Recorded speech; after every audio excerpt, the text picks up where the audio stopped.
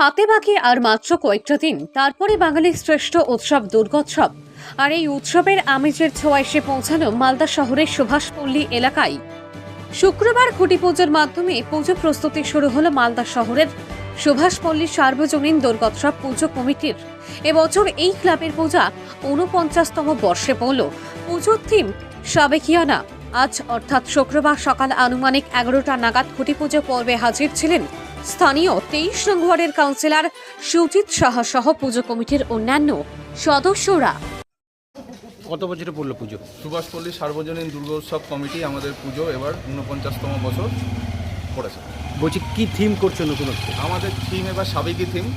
আমরা সবাই মিলে পুরো পাড়া মিলে আমাদের এই পুজোটা হয়।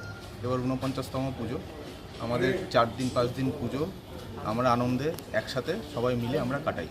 বলছি পুজোর ৪ দিন কি কি কি প্রোগ্রাম রেখেছো? পুজোর 4 দিন আমাদের বিভিন্ন প্রোগ্রাম থাকে, সাংস্কৃতিক অনুষ্ঠান থাকে, বসে আঁকো প্রতিযোগিতা থাকে, প্লাস আমাদের মহিলাদের জন্য ফুচকা খাওয়া প্রতিযোগিতা, তারপর নানান ধরনের প্রতিযোগিতা আয়োজন করা হয়। আর 4 দিনই আমাদের কোনো না কোনো প্রতিযোগিতামূলক অনুষ্ঠান হয়ে থাকে। নরনারায়ণ সেবা করা হয়? নরনারায়ণ সেবা করা হয় না। আমাদের পুজোর পর আমাদের 15 তারিখ এবার গোটা পাড়া মিলিয়ে সবাই মিলে একসাথে বসে আমাদের দুপুরবেলা খাওয়া দাওয়ার আয়োজন করা হয়েছে। কতটা সারা পড়বে পুজোতে এবার মনে করছি? পুজোতে এবার সারা ভালোই পড়বে যা মনে হচ্ছে, কারণ আমাদের সবাই খাটছে একসাথে। আর আশা করছি এবারের পুজোটা আমরা খুব ভালোভাবে আনন্দ সহকারে। তোমার নাম? আমার নাম অভিষেক ভৌমিক, পূজা কমিটির কে? সেক্রেটারি।